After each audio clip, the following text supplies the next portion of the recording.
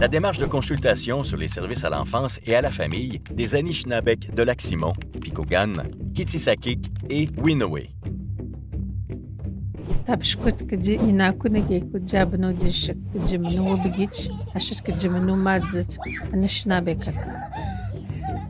Ensemble, créons nos propres lois pour que nos enfants s'épanouissent parmi nous. Le peuple Anishinaabe a toujours su prendre soin de ses enfants et de ses familles.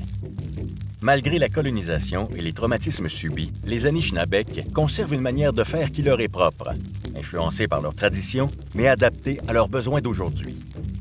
Dans la mise en œuvre de leurs droits inhérents à l'autonomie gouvernementale, ils désirent documenter la mémoire collective des pratiques ancestrales et consulter la population afin de revitaliser, de confirmer et de redéfinir ces manières de faire.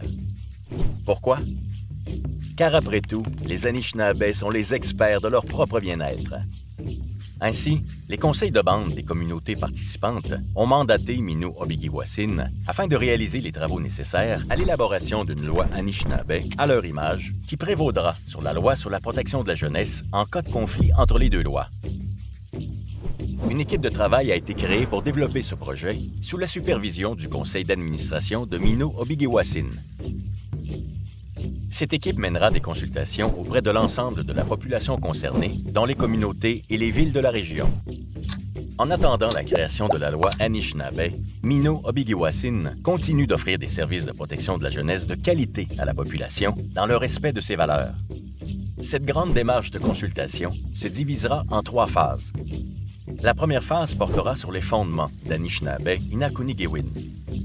Les discussions pourraient porter sur les éléments à redéfinir dans l'élaboration de la loi Anishinaabe, les pratiques traditionnelles et les lois Anishinaabe en lien avec le bien-être des familles, les fonctions d'un système de protection des jeunes et des familles, les obligations de la communauté envers l'enfant ou la famille éprouvant des difficultés.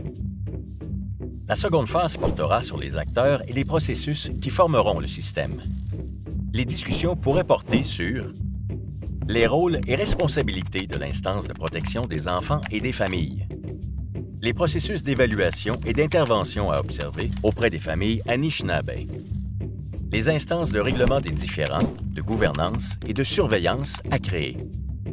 La troisième phase servira à valider auprès de la population les normes et les institutions créées à partir des informations récoltées en consultation.